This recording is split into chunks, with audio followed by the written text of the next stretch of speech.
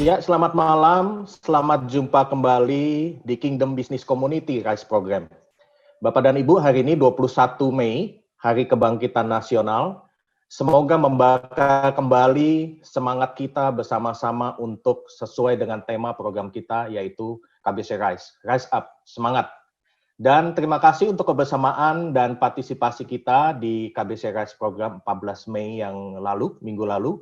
Kita hadir bersama Prof. Renald Kasali dan Pak Yongki Susilo. Kita belajar bersama di sesi tersebut.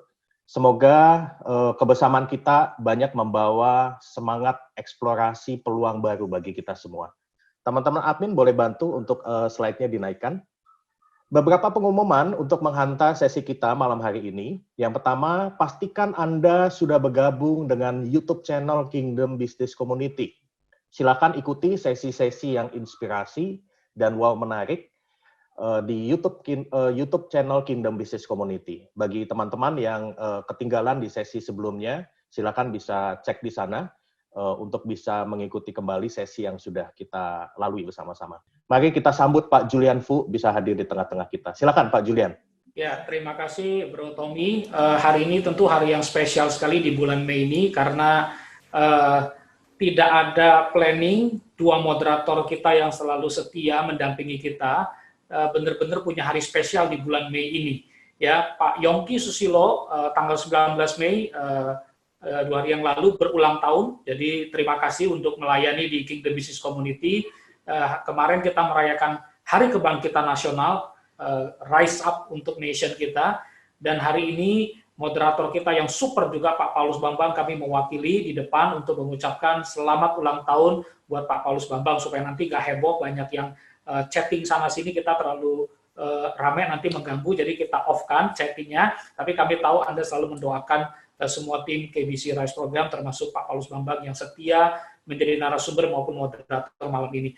Nah, untuk mengingatkan kita di dalam slide berikut, Anda akan melihat bahwa saya ingin kita coba. Ini adalah segmen ke-8 sejak pertama kali kita mengudara menayangkan KBC RISE ini, boleh dibantu teman-teman. Jadi nanti saya sebut ini sebagai KBC RISE pit stop ya.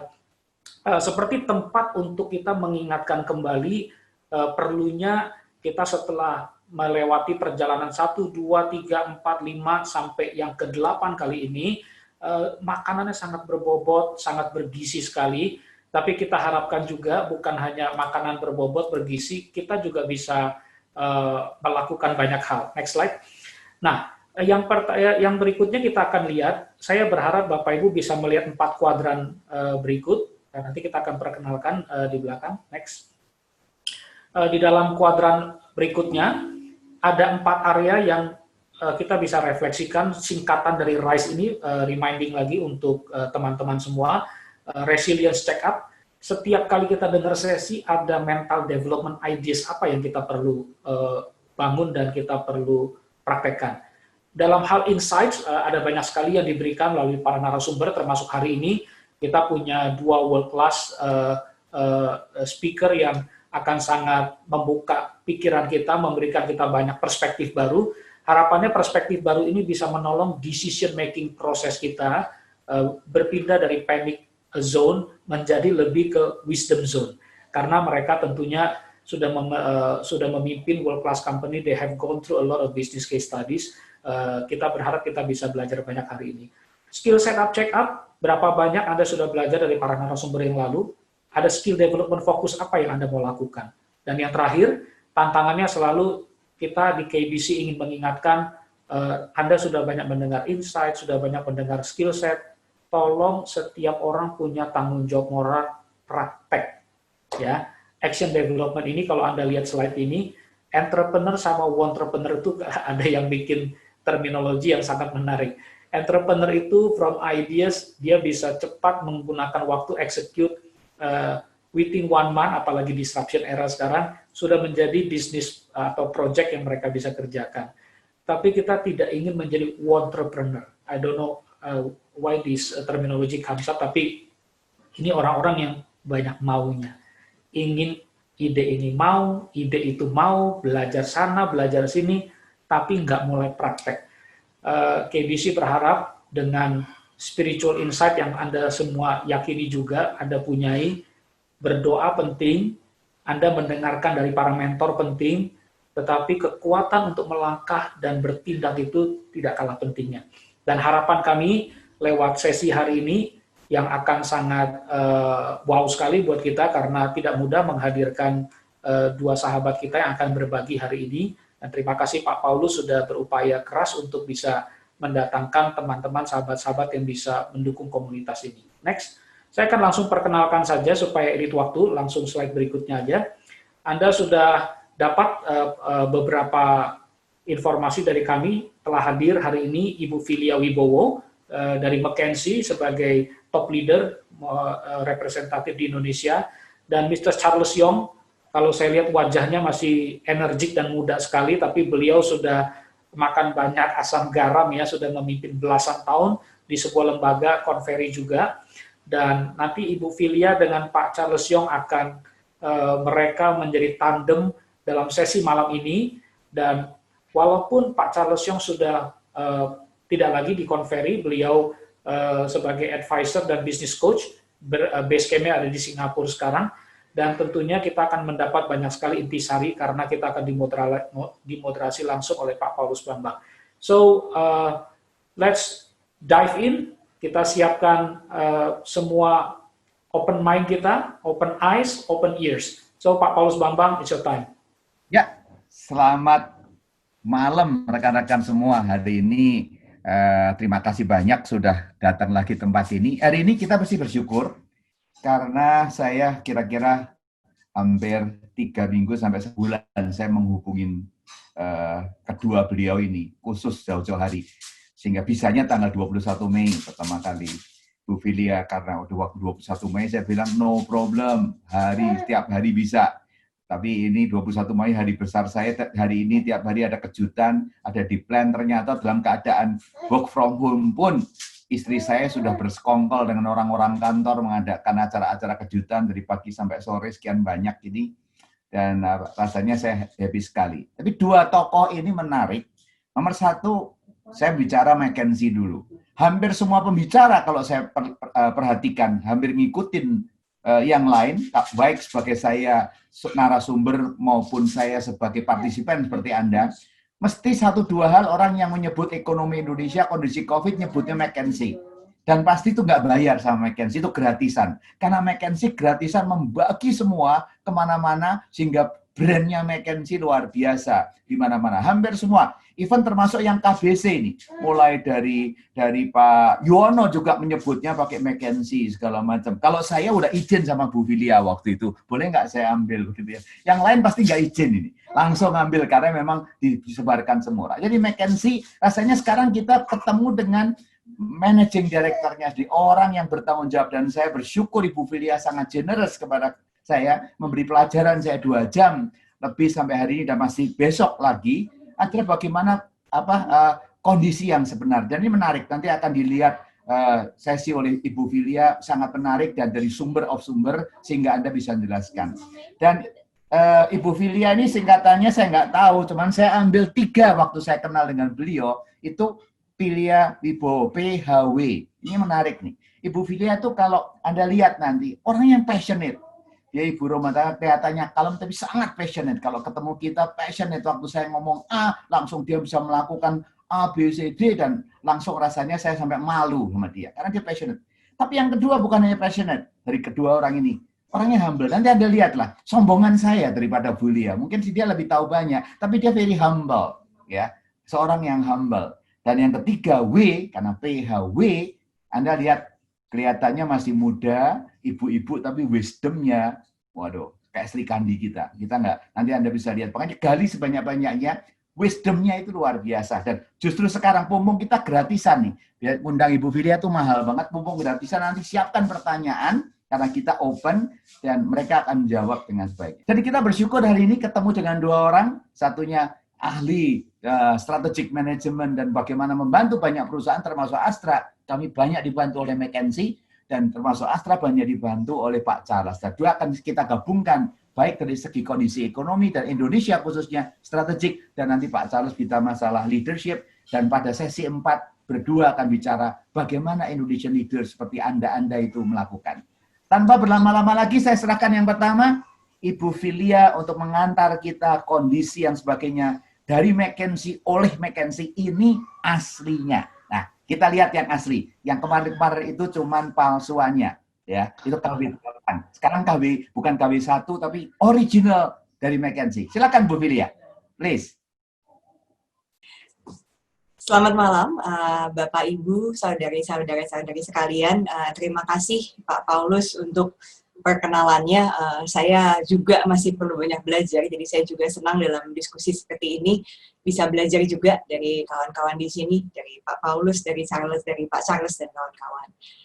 Keistimewaan bisa hadir di sini. Oh ya, selamat ulang tahun juga Pak Paulus sekali lagi. Terima kasih tetap moderator dalam ulang tahunnya. Jadi pertanyaannya nggak susah ya kalau udah dilihat ya. Sebelum kita mulai, how do we feel? Gimana perasaannya sekarang gitu ya? Apakah saya ini takut dan cemas nih, banyak kekhawatiran untuk masa depan? Atau saya sih cemas tapi mencoba positif, makan sehat, exercise ya. Atau misalnya enggak kok, saya tahu silver lining. Jadi ya garis positifnya apa? Saya lihat kok, pasti saya bisa lakukan sesuatu yang berbeda. Atau lebih dari itu, banyak kesempatan nih, banyak kesempatan. Saya lihat malah banyak kesempatan buat saya. Jangan sampai krisis ini sia-sia. Atau boleh juga saya nggak tahu deh mau gimana gitu ya, jalanin aja gitu, silakan. Oke, mulai menarik nih, kelihatannya terbagi-bagi ya.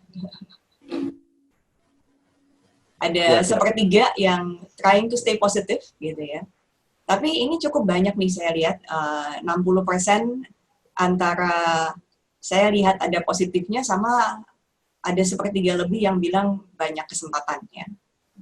Pak Julian, apakah sudah semua voting atau masih gitu? It's okay, kita tunggu 300, saya kira mewakili kok, cukup. Okay. Kita tunggu sebentar lagi, saya kira gambaran besarnya sudah 3 lingkaran terbesar ini ya. Oke, kita tunggu sebentar sampai 300 mungkin ya. Ya, teman-teman bisa lihat kode di atas ya, kalau yang masih belum masuk, menti.com, use code-nya 25061. Terima kasih sudah 290. Kita tunggu 8 orang lagi, kita akan recap. Ini sebenarnya grup yang cukup luar biasa nih, Pak Julian. Jadi banyak yang positif ya, 55-60% ini positif. Mungkin karena hari ulang tahun Pak Paulus, Bu, semuanya positif. Kalau mungkin nggak ulang tahun, kita negatif lagi. Enggak juga ya. Semua punya good faith, Bu. Ya. Oke. Oke. Ini lagunya, Pak, karena lagunya. Sudah 300 masuk. Iya, silakan, lanjut, Bu. Iya, oke. Oke, senang sekali saya sebenarnya mendengar ini karena ya, saya mengerti banyak yang worry dan atau nggak certain ini suatu krisis yang luar biasa ya. Ini kalau dulu kita melihat krisis ekonomi, krisis ini adalah krisis yang mempengaruhi hidup kita sehari-hari juga, mempengaruhi keluarga kita. Jadi sangat dimengerti kalau banyak yang cemas, tapi saya juga sangat senang karena banyak yang stay positif, banyak yang melihat silver lining, dan banyak yang bahkan melihat banyak kesempatan ya. Oke, saya mulai aja ke presentasi saya. Mungkin saya minta tolong teman saya Wina buat naikkan presentasinya. Ada 3 bagian dari presentasi saya, dari sharing saya, berbagi berkat saya malam ini. Bagian pertama tadi yang ditanya oleh Pak Paulus, apa sih dampak COVID-19 ke Indonesia? Kami nggak punya proyeksi yang pasti tepat ya. Kalau punya proyeksi yang masih tepat, mungkin saya kerjanya nggak di sini gitu kan. Tapi kita ada beberapa skenario, nanti saya akan share. Kedua, saya akan juga coba share the next normal. Kira-kira the next normal itu seperti apa dan navigasinya bagaimana. Kemarin Pak Paulus tanya, new normal atau next normal ya, Filia? Setelah saya pikir-pikir, kayaknya sih lebih baik dibilang next normal. Karena kalau new tuh kadang-kadang baju baru bisa lama-lama jadi lama gitu ya. Kalau next normal ini berarti ada sesuatu yang berbeda dan itu yang kami lihat. Dan last but not least, nanti setelah Pak Charles bicara dan setelah kita diskusi, saya akan coba cerita beberapa ini deh, pemikiran awal untuk semua yang di sini, karena semua yang di sini adalah pemimpin dalam satu dan lain hal. Saya mulai dari yang pertama, dampak dari COVID-19 ke Indonesia. Nah ini maaf, malam-malam gambarnya agak-agak complicated, tapi mungkin saya jelaskan sederhananya begini. Kalau kita melihat skenario ke depan itu seperti apa sih untuk dampak ekonomi, kami dari McKinsey, kami punya satu badan riset namanya McKinsey Global Institute, itu melihat 2 dimensi. Dimensi pertama, yang vertikal, itu katakanlah sejauh mana kita bisa menjaga kehidupan kita, safeguard our life. Jadi ini semua yang terkait dengan virus spread, tentang public health response, itu di sini. Ya. Dimensi yang horizontal, itu mungkin bahasanya bagaimana kita menjaga sesama dan menjaga lingkungan kita. Ya. Jadi karena virus, jadi sifatnya tidak hanya kehidupan kita yang terdampak, tapi kehidupan sekitar. Ya.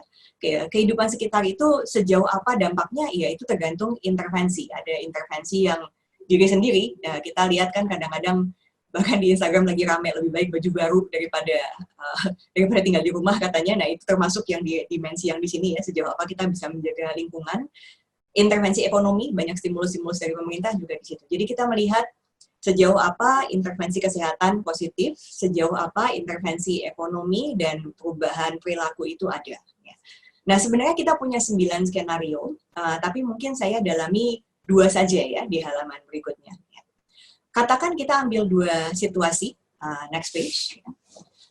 Sebelah kiri, ini situasi yang lebih positif. Jadi waktu saya ngobrol-ngobrol dengan beberapa kawan-kawan pemimpin-pemimpin perusahaan di Indonesia, ini mungkin kira-kira ada 20-25% yang merasa ini mungkin bisa kejadian. Jadi cukup lumayan ya.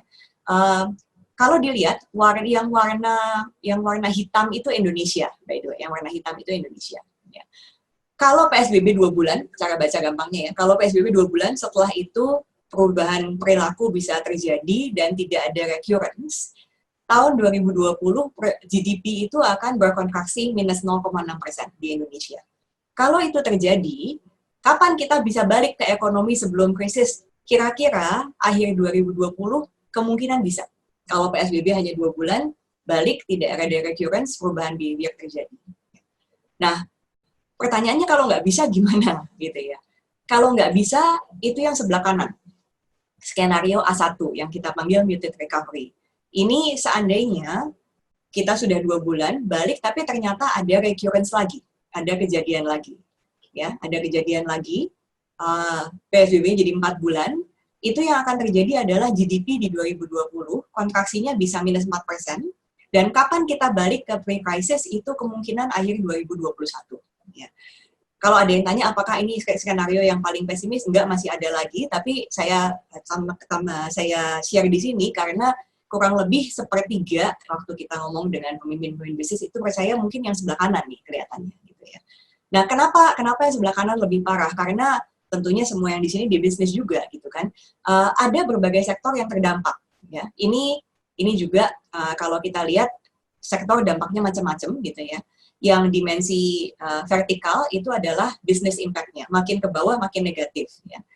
Yang dimensi yang ke sana ya, itu adalah berapa banyak employment di situ. Dan memang ada sektor-sektor yang dampaknya besar dan juga employment-nya cukup besar ya. Mungkin di sini juga kita merasakan bersama yang di dunia retail ya, di dunia konstruksi, hospitality, logistik gitu ya. Ada yang dampaknya lebih besar dari yang lain. Tapi sebenarnya ini tadi kalau bilang silver lining ya, ada juga sektor yang dampaknya tidak sebanyak itu. Misalnya yang di atas ya, agriculture, telekomunikasi. Kalau ngobrol dengan kawan-kawan yang di dunia telekomunikasi, sebenarnya ternyata penggunaan data bertambah dengan cukup banyak. Termasuk kita yang malam ini ada 300 orang Zoom ya. Kalau kita nggak dalam dunia COVID-19 mungkin nggak akan malam-malam gini bervideo call bersama-sama gitu ya. Mungkin kita ketemu in person. Jadi di sini kita lihat ada yang dampaknya banyak, ada yang dampaknya sedikit. Mungkin kalau boleh saya share juga tentang consumer sentiment ya. Ini satu survei yang kita lakukan juga. Ini saya kalau cerita ini selalu agak ketawa sedikit teman-teman. Karena di sebelah kiri kita tanya ya, confidence terhadap recovery setelah COVID-19 dalam kurang lebih 3 bulanan gitu ya. Ini respon di Indonesia kurang lebih sampai sekarang kita lakukan 3 kali surveinya, setengah percaya kita akan recover.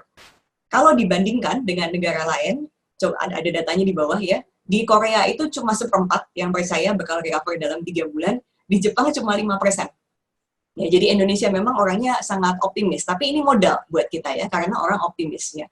Dan menariknya itu optimis, padahal kalau dilihat yang paling sebelah kanan, yang gambarnya lingkaran-lingkaran gitu ya, 2/3 sampai 80% itu merasa pekerjaannya terkena dampak dan akan mengurangi spending. Jadi orang kita positif, tapi orang kita juga merasakan dampaknya. Jadi satu sisi ini modal karena orang konsumen kita positif, tapi satu sisi concern karena banyak yang terdampak. Nah, yang di tengah itu kalau kita bicara silver lining lagi, ini mungkin beberapa data yang juga menarik. Memang banyak bisnis yang turun ya, restoran, aparel dan lain-lain, tapi ada beberapa seperti grocery, seperti household supplies, seperti entertainment at home yang naik ke atas gitu. Dan ini ada hubungannya dengan kebiasaan digital juga ya, karena hal-hal yang tadinya mungkin kita tidak beli secara digital, sekarang karena kita mau berhati-hati dan nggak mau keluar rumah, kita beli secara digital. Jadi saya tunjukkan satu data lagi ya di halaman berikutnya terkait dengan digital. Ya. Kita bertanya, yang sebelah kiri, bertambah nggak nih frekuensi melakukan hal ini? Gitu ya. Yang bawah, apakah setelah COVID-19 tetap mau melakukan ini atau enggak? Gitu ya. Nah, cara bacanya, kalau yang sebelah kiri atas, ini kepepet namanya, kepaksa gitu ya, menggunakan remote learning untuk anak-anak gitu kan, menggunakan video chat gitu ya. Pertumbuhannya sih tinggi, tapi orang bilang kalau habis post covid mau pakai itu juga enggak, ya enggak terlalu deh gitu ya. Yang sebelah kanan atas itu dunia baru bahasanya ya, karena tadinya nggak ada, pertumbuhannya sangat tinggi. Ternyata kalau ditanya setelah covid mau continue nggak? Oh, saya mau terus. Karena ternyata pengalamannya cukup baik. Nah, ini misalnya remote learning, jadi pembelajaran untuk diri sendiri, seperti yang kita lakukan gitu ya. Remote learning buat diri sendiri, wellness app, telemedicine for physical. Yang di bawah, kayaknya ini akan terus, karena user growth-nya bertambah sedikit, tapi orang bilang pengalamannya bagus. Ini yang saya ceritakan tadi, bahwa memang ada hal-hal yang sulit, tapi juga ada hal-hal yang baru. Ya. Sudah banyak usaha untuk membuat orang pindah ke digital, tapi ternyata tidak sekuat dampak dari COVID untuk orang masuk ke digital. Jadi balance melihatnya ya. Dengan pemikiran ini, framework yang mungkin saya akan kenalkan gitu ya, untuk bagaimana kita berpikir ke depan, kami panggil frameworknya namanya 5R, 5R gitu ya. R pertama, sorry, my R is a English R, jadi R-nya nggak bisa R beneran kayak orang Indonesia nih gitu ya. Resolve. Ya. Resolve itu tentunya waktu kita semua mendengar ini dan ada transmisi yang cukup banyak, kita pasti berpikir bagaimana kita contain virus, bagaimana minimize lockdown period, dan lain-lain. Ya. Testing dan lain-lain yang diusahakan itu memang resolve. Setelah resolve, di negara kita mulai berpikir tentang resilience. Ada orang-orang yang ada di piramida income yang bawah, ya. Bagaimana supaya tetap dapat support, supaya micro, small, medium enterprise tetap berjalan, karena memang negara kita dibangun di atas MSME. Ya. R yang ketiga adalah return. Ya. Sekarang sudah banyak dibicarakan, bagaimana kembali, karena tadi yang saya cerita, kalau sampai PSBB tidak 2 bulan, tapi 4 bulan, itu perbedaan dampak ekonominya cukup besar. Jadi itu kenapa banyak diskusi tentang bagaimana return. Tapi return ini nggak gampang. Ya. Nanti saya akan cerita sedikit, kita harus pikirkan kapannya, apa yang dikembalikan duluan, gitu ya, dan how-nya. Dan yang nggak boleh lupa, dan ini buat saya penting pesannya untuk kawan-kawan di sini, tadi yang 33% sama yang 25% ya waktu di survei, silver lining dan many opportunities, reimagine and reform. Ada hal-hal yang baik, dan kita belajar untuk melakukan sesuatu yang baik. Ini saya berbagi berkah juga, cerita sharing juga. Anak saya itu kan kalau malam saya ajak berdoa juga ya untuk negara COVID-19, gimana supaya cepat berakhir dan lain-lain. Satu malam dia bilang sama saya, Mami, Kristo tadi berdoa COVID-19 supaya cepat selesai, tapi selesainya waktunya Tuhan saja. Terus saya agak kaget, terus saya tanya kenapa gitu kan. Dia bilang, iya Mami, soalnya kalau orang nggak pergi-pergi itu polusi berkurang, dan Kristo kasihan sama tanaman, sama pohon-pohon gitu. Jadi ini kadang-kadang kesempatan kita untuk reimagine dan reform ya di dunia yang baru ini. Apakah ada hal yang baru? Kita lebih sadar tentang kesehatan. Itu seharusnya sudah dilakukan dari dulu, tapi kita nggak sadar gitu ya. Kita seharusnya masuk ke dunia digital, beradaptasi. Dulu kita nggak mau, akhirnya kita ikutan juga. Ada kesempatan investment opportunity. Ini Indonesia luar biasa kalau masker kain. masker kainnya dengan segala macam toko ada, dengan segala macam warna ada. Perusahaan tekstil yang tadinya tidak ada perkembangan selanjutnya, tiba-tiba ada perkembangan selanjutnya. Jadi ini ya framework yang coba saya kenalkan. Tentunya kita semua harus berpikir bagaimana resolve dan membuat resilience. Resilience itu ketangguhan ya. Kita semua harus berpikir return itu sebaiknya bagaimana bijaknya, tapi juga dipikirkan apa hal-hal yang bisa lebih baik dari yang sebelumnya. Ya. Jadi itu tentang dampak ekonomi ke Indonesia. Nah sekarang saya mau masuk ke yang tengah nih, return ya, untuk next normal bahasanya. Apa sih next normal? Ya. 7 elemen, mungkin nggak komplit, tapi mungkin buat memulai pemikiran deh, ya gitu ya. 1, bahasanya distance is back. Distance ini nggak cuma social distance antara kita dengan orang lain, tapi negara-negara pun menjaga jarak ya, karena orang merasa, oh kalau saya bergantung sama negara lain, saya kurang aman nih. Mungkin yang punya bisnis juga merasa, wah supply chain saya bergantung pada tempat lain. Saya juga harus jaga jarak supaya saya bisa tetap bertahan. Nah, itu juga berarti yang kedua, orang biasanya berpikir tentang efisiensi, tentang pertumbuhan. Sekarang orang juga berpikir tentang resilience, ketangguhan. Ketiga, contact free economy. Ini yang paling kelihatan di mana kalau kita beli makanan dari GoFood atau GrabFood gitu, sekarang kita bilang taruh aja di depan gitu ya. Contact free economy, the rise of contact free economy termasuk yang kita alami sekarang. Gitu. Is it here to stay? Is a question gitu ya. Keempat dan kelima itu berkaitan karena ini krisis, pemerintah akan jadi lebih waspada, akan mungkin banyak intervensi. Karena itu industri structure mungkin berubah. Ya. Dengan berubahnya industri structure, consumer behavior tadi saya juga sempat cerita berubah dan ada silver lining tadi. Saya mungkin nggak ngomong lagi tentang silver lining karena tadi udah sempat cerita. Ya. Nah dengan 7 elemen ini, pertanyaannya mulai di dunia next normal ini. Gimana ya caranya kita berpikir ya, kata Pak Presiden Jokowi itu berdamai dengan COVID gitu ya. Nah ini ada 3 pertanyaan mungkin di halaman berikutnya ya. Tadi saya sempat cerita, kita perlu bertanya when, kapan siapnya. Ya. Kapan siapnya ini sebenarnya bukan tanggal, kalau boleh saya himbau untuk berpikir ya. Kapan siapnya ini kita harus melihat datanya, data transmisi, apakah transmisinya masih tinggi. Data apakah kalau kita punya karyawan gitu ya, kita tahu nggak cara kita bagaimana karyawan itu kalau sampai kejadian terkena COVID itu mereka punya healthcare capacity yang cukup atau enggak. Ya. Testing itu juga termasuk bagian berpikir when untuk persiapan ya, dan caranya bagaimana supaya testing itu bisa dilakukan sehingga kita tahu nih orang yang betul-betul negatif memang negatif atau tidak, PCR testing di sini. Ya. Itu when. Jadi when bukan kapan, tapi melihat indikator yang tepat. Ya. Kedua, what. Ya. What ini fungsi yang mana yang dimasukkan dulu? Kalau perusahaan besar biasanya ada beberapa fungsi gitu ya. Ada yang di SDM, ada yang di lapangan gitu kan. Bahkan di orang yang punya usaha yang lebih kecil pun begitu, ada yang melayani customer, ada yang mungkin delivery gitu ya. Yang mana nih yang duluan dan terakhir yang how? Mungkin saya double klik di what dulu sebentar ya. Next one. Ini pemikiran sedikit. Kita mungkin harus berpikir bagian mana dari perusahaan kita, bagian mana dari karyawan kita yang risiko transmisinya tinggi dan tingkat kepentingan terhadap ekonominya rendah atau tinggi. Ya. Kalau risiko transmisinya rendah dan kepentingan ekonominya tinggi, nah itu mungkin yang dibuka duluan, gitu ya.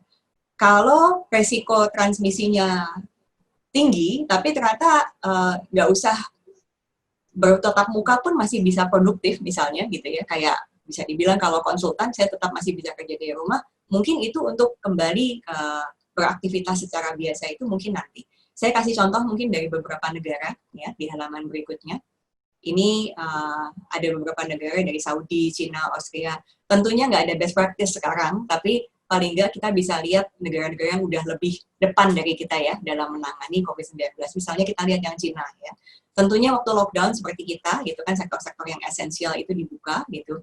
Waktu fase 1 yang dibuka itu manufacturing, construction, mining. Kenapa? Karena ini skala besar, employee-nya banyak, jadi dampak ekonominya besar.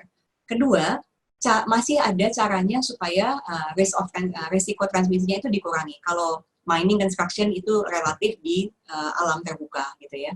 Kalau manufacturing, mereka cukup ekstrim. Jadi ada yang semua factory worker-nya dicek dulu, kemudian diasramakan. Bisa. Jadi masih bisa di-manage. Fase kedua, baru dibuka industri-industri yang sifatnya berkaitan dengan konsumen, restoran, retail, dan lain-lain. Fase ketiga, nah ini yang masih agak panjang gitu ya, yang sifatnya entertainment, yang berkumpul-kumpul skala besar dan sebagainya, karena resiko transmisinya tinggi dan dampak ke ekonominya tidak sebanyak yang lain-lain.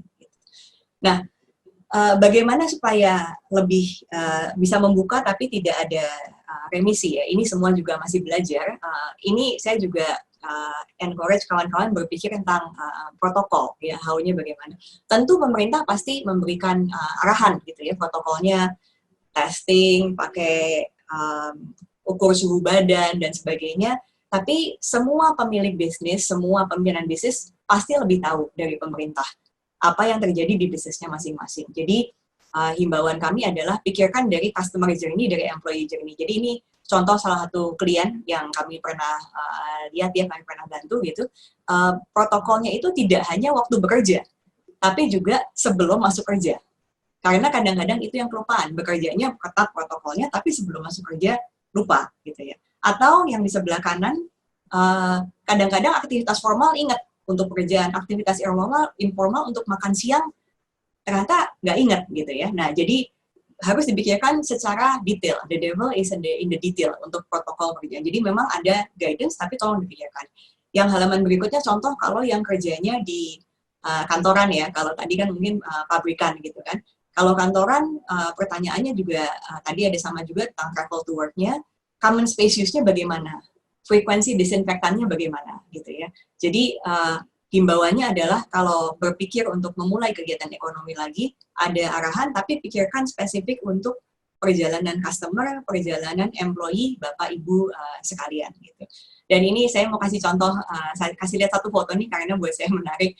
Ini dari Cina, Bapak Ibu, di sekolahan ya. Ini anak-anaknya pakai topi namanya 1 meter hat. Jadi ini satu contoh yang saya pikir cukup kreatif, karena kalau mengajak anak-anak untuk jaga social distancing mungkin agak susah gitu ya. Jadi silakan berkreativitas juga, dan saya percaya orang kita tuh sangat-sangat kreatif. Tadi contoh saya sebagai masker dan lain-lain gitu ya. Jadi himbauannya kalau berpikir protokol untuk bisa balik dengan aman nih, gimana silakan berkreativitas Bapak Ibu sekalian ya. Serius boleh untuk mikirinnya, tapi silakanlah membuat ini sesuatu yang betul-betul next normal, nggak menjadi sesuatu yang penderitaan dan sebagainya gitu. Mungkin itu dulu Pak Paulus, saya stop dulu, nanti yang chapter ketiga saya balik lagi. Iya, saya akan tanya-tanya dulu karena ini sangat penting, menarik sekali.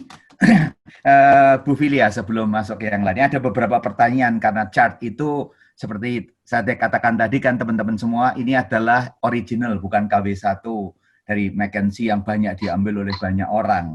Nah, mungkin banyak yang nanya nih dari teman-teman Bu Filia, karena mereka leaders ya. Oke, itu kan Anda bicara tadi soal industri segala macam, kan big corporation banyak.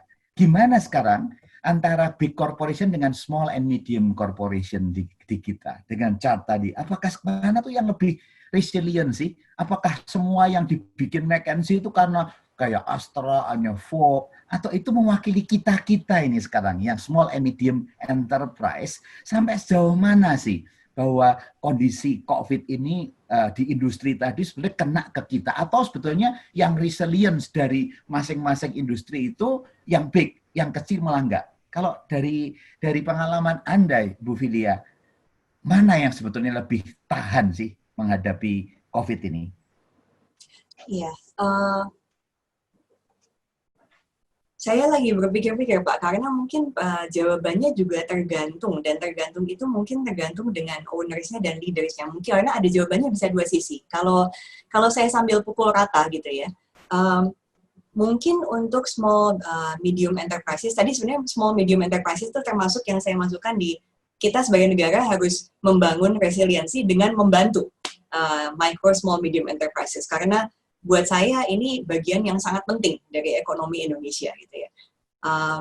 Kenapa harus dibantu? Karena cenderung kesiapan kepemilikan cash gitu ya untuk mendukung operasi selama kalau bisnis terdampak ya. Kalau bisnisnya di dunia yang tidak terlalu terdampak, mungkin agriculture atau di grocery yang sebenarnya naik, itu sebenarnya dengan akan terbawa gitu ya. Tapi kalau bisnisnya di dunia yang lebih terdampak, tantangannya adalah apakah punya cash untuk sustain operasi yang berkurang selama periode COVID-19 ya.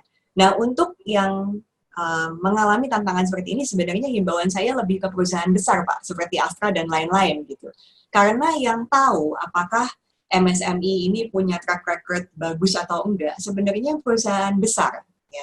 Nah, kalau perusahaan besar bisa membantu, bukan membantu dalam cash, tapi membantu memberikan sebenarnya backing untuk mendapatkan working capital loan yang tepat dari bank, itu mungkin suatu yang bisa dilakukan dari perusahaan besar gitu kan.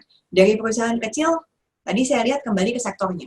Kalau sektornya memang sektor yang terkena dampak yang besar, memang mau nggak mau akan kena gitu ya. Sektornya yang tidak terkena, tidak akan kena. Nah, tadi kenapa saya berpikir mungkin jawabannya bisa dua sisi, karena saya juga melihat banyak perusahaan kecil yang cukup kreatif ya, untuk memanfaatkan peluang-peluang gitu. Saya ingat waktu saya menulis, waktu itu belum ada COVID sih, tahun 2018, saya menulis paper tentang e-commerce gitu ya. Ada satu pengusaha yang membuat bebek dari bambu, bebek hiasan rumah dari bambu. Itu tempatnya kalau ke Jogja, di jalan keluar Jogja, pinggir jalan, benar-benar pinggir jalan banget gitu ya. Orang nggak akan nyangka kalau dia itu ekspor ke 6 negara tiap bulan. Dan produksinya 2.500 pieces gitu. Kenapa dia bisa itu? Karena dia itu online. Dia itu berdagang online. Tetangga-tetangganya itu enggak gitu. Dan jualannya mungkin 20 sebulan tuh, kalau 20 tuh udah untung lah gitu ya kira-kira.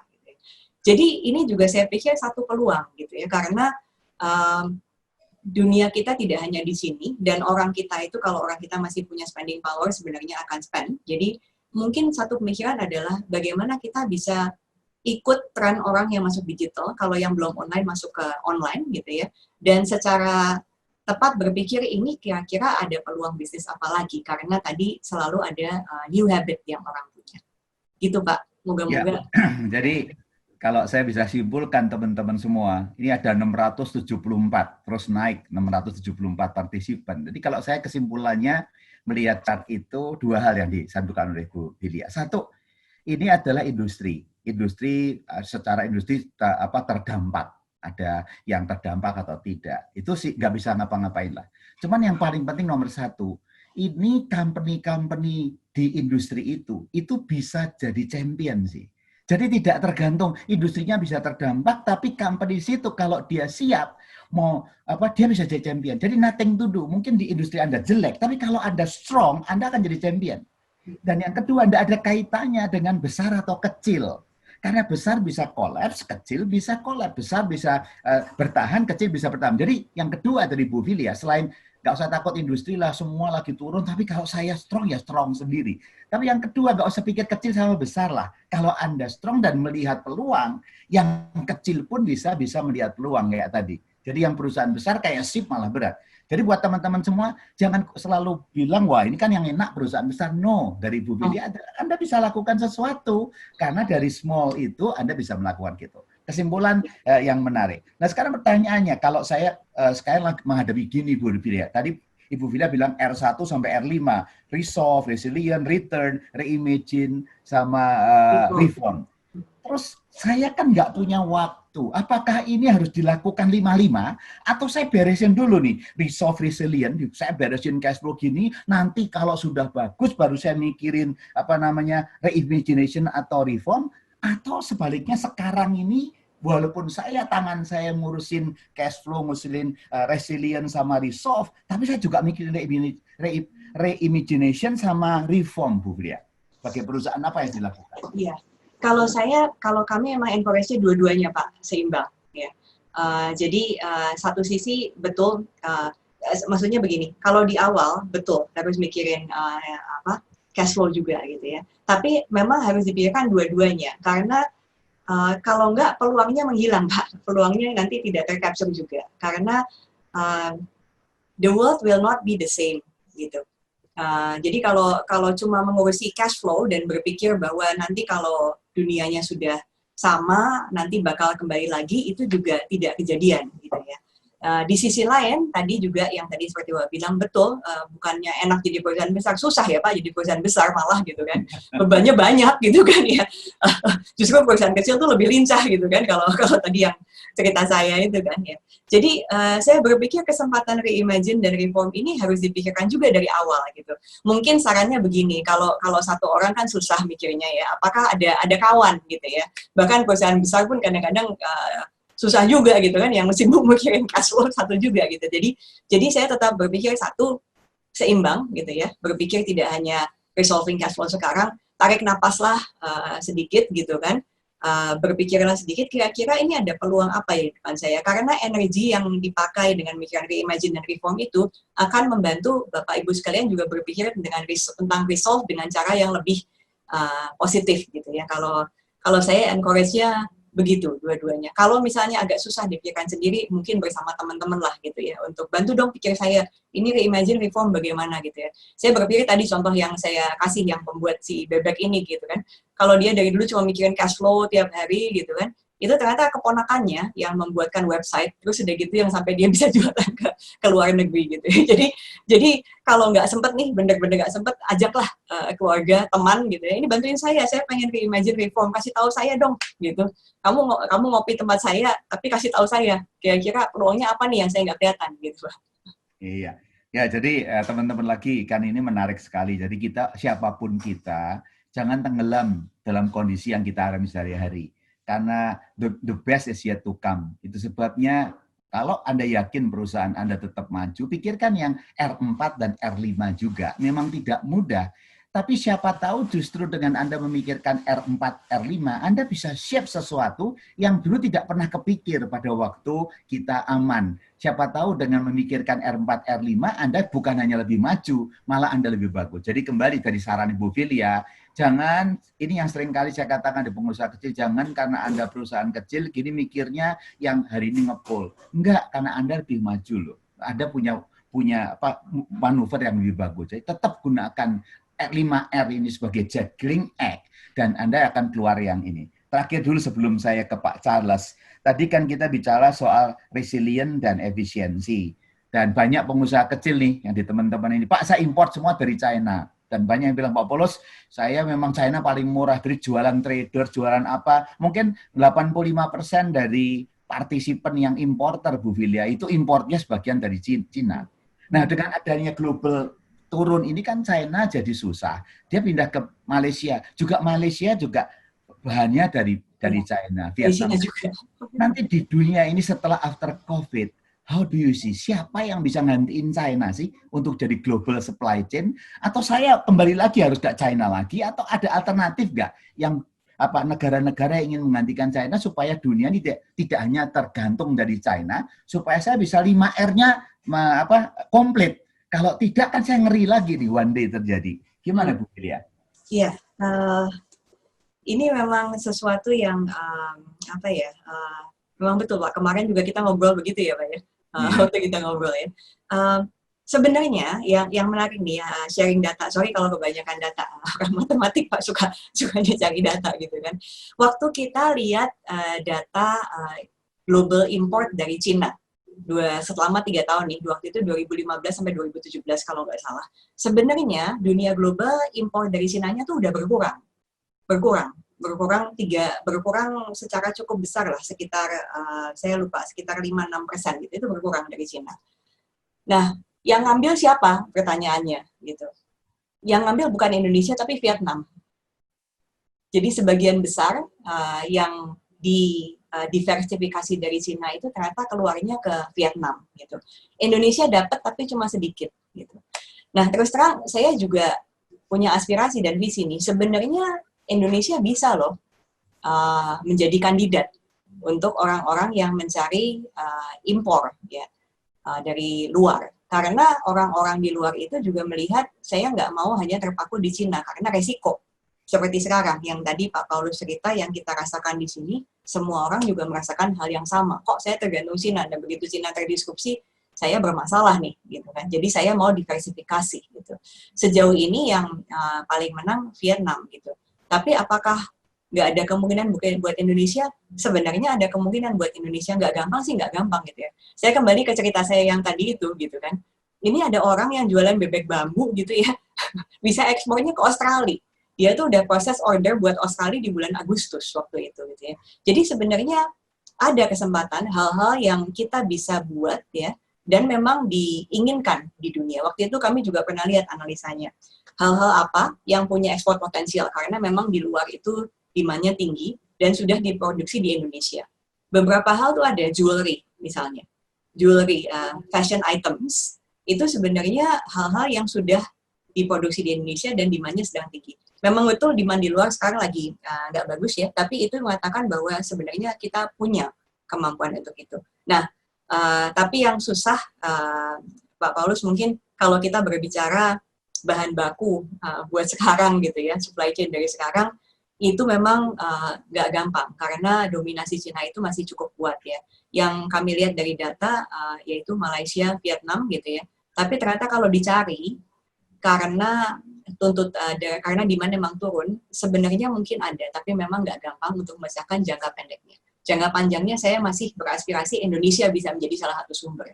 Iya, rasanya itu yang sebetulnya kita pengen dengar dari banyak pengusaha. Sekarang ini poin terakhir ini sangat penting buat teman-teman semua. Ini sudah ada gerakan Indonesia bisa menggantikan China di global supply chain. Karena kita punya resources. Apa yang kita nggak punya? Cuma selama ini diekspor. Nah, yang ketiga ini saya mau menggerakkan teman-teman sekarang kesempatan. Dunia akan cari global supply chain. Dan Indonesia bisa play around. Tapi mentalitas pengusaha kita jangan jadi traders. Kalau kita mau jadi manufacturing, rasanya kita bisa. Jadi termasuk yang Anda sekarang siapkan diri untuk jadi yang begini. Ini dari saya membaca bahan Anda. Mungkin Anda bisa tambahkan yang session 3 ini, karena ini sangat menarik untuk menambah ini, sehingga nanti kita waktu open ke publik, Anda semua bisa tanya kedua hal ini. Ini adalah masalah yang tidak mudah ya antara business dan leaders. Tapi yang dikatakan Pak Charles tadi enak sekali tuh. Udah 10 dari Convery, udah 10 step seorang leader seperti apa. Memang sulit. Nah, sekarang Ibu Filia, saya serahkan session 3 Anda menarik untuk kita melengkapi apa yang dilakukan oleh Pak Charles. Silakan, Bu. Makasih Pak Paulus. Ini yang ketiga, thought starters ya, jadi pemikiran awal buat kawan-kawan di sini gitu. Sama dengan Pak Paulus, kita semua di sini itu kita facing dua hal, trying to lead the business and trying to lead the people. Kalau tadi di depan saya banyak ngomongin tentang lead the business, kemudian Pak Charles ngomongin lead people, ini saya emphasize sekali lagi di lead people-nya ya. Lead people, menambahkan tadi yang Pak Charles bilang, mungkin di halaman berikutnya, kalau kita lihat dari orang-orang yang bekerja, jadi ini gambaran konseptual ya, jadi nggak ada angkanya gitu. Tapi kurang lebih kalau orang yang bekerja di dunia COVID-19 ini, waktu resolve, waktu lagi sibuk-sibuk nih, oke, PSBB segala macam, mungkin orang malah naik gitu grafiknya, karena oh iya, saya di rumah, bisa ketemu gitu ya. Semua orang, tapi lama-lama ini kok lama banget. Orang yang kerja sama kita, termasuk kita mulai turun rasanya, waduh ini social distancing, working from home, sampai kapan, financial worry gitu ya. Terus mungkin agak udah biasa dikit nih kerja di rumah segala macam, ternyata lebih ada stress lagi, aduh kita harus balik nih, pembantu nggak balik gitu kan, mau lebaran apalagi balik lagi atau enggak gitu ya. Mungkin ada yang biasanya ke rumah, nggak harus ke rumah, saya seperti itu, saya biarkan dia di rumah dulu gitu kan. Dan nanti ada satu situasi juga yang kita lihat di tempat lain, waktu return, waktu orang bisa balik kerja, mungkin orang senang gitu ya.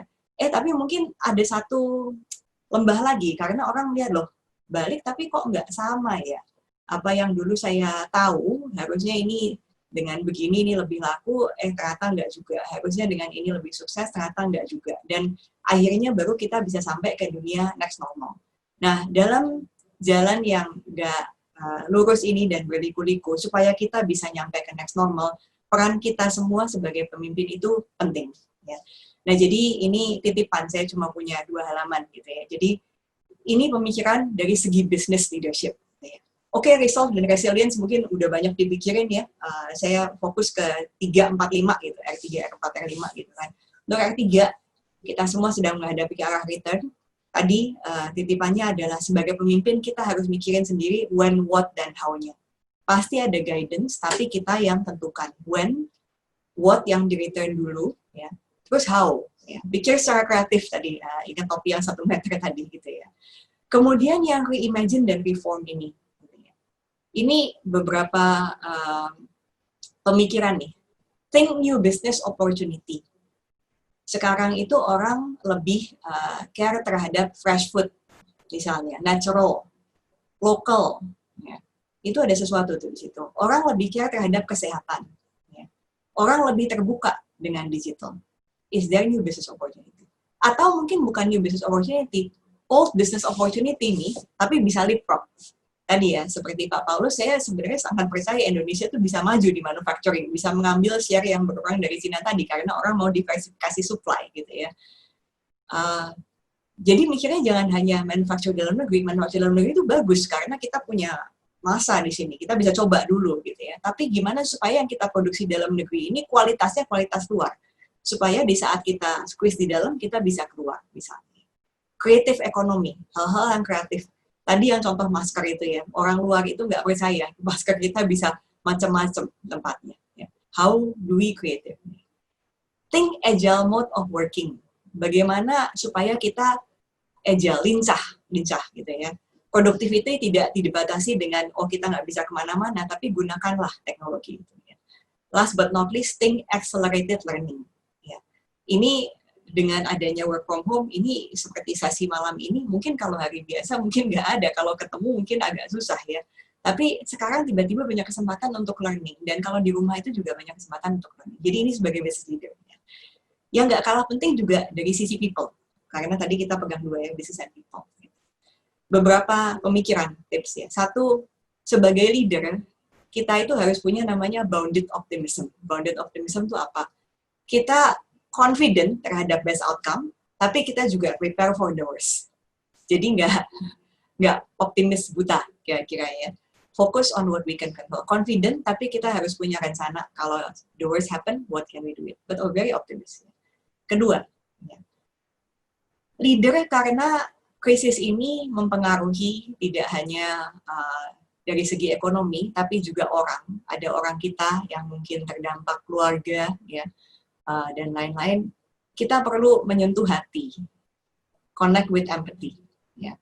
Kalau biasanya tadi kan berbagai leader punya cara style yang berbeda-beda ya. Tadi Pak Paulus bilang kita perlu adaptif sedikit nih. We have to use our own empathy karena ini dunia di mana kita maksa orang juga, ya you're gonna lose the person otherwise. Gitu ya. Terus tips 3 mungkin. Ini pasti banyak yang masuk ke kepala kita. Ini itu tiap hari ada isu baru ya.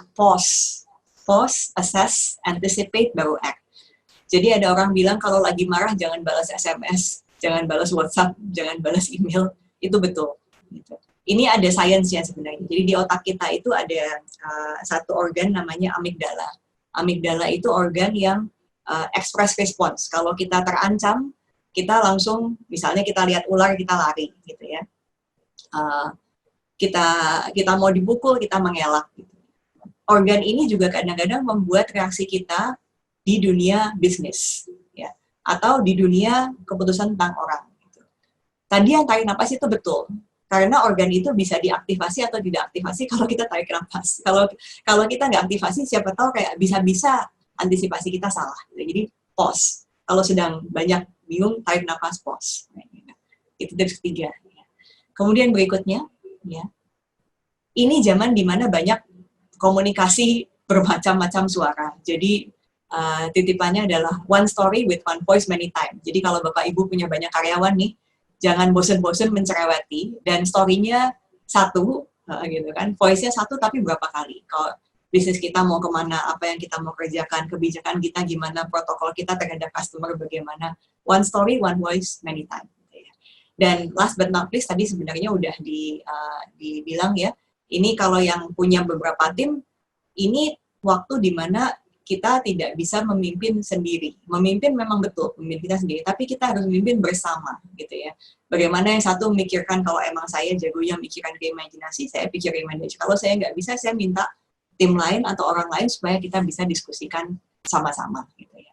Nah, mungkin karena ini juga berbagi berkat, Pak Paulus, saya juga izin share satu ayat yang buat saya menguatkan, gitu ya. Yesaya 26 ayat 3, you keep him in perfect peace, whose mind is stayed on you because he trusts in you. Gitu. Bahasa Indonesianya, yang hatinya teguh, kau jagai dengan damai sejahtera, sebab kepadamulah ia percaya. Jadi, saya mengajak untuk semua leader di sini, percaya, positif, punya aspirasi, tapi juga grounded in reality. Ya. You keep him in, biarlah Tuhan yang menjaga hati kita supaya tetap teguh karena kita percaya kepada Dia. Itu aja Pak Paulus. Terima kasih.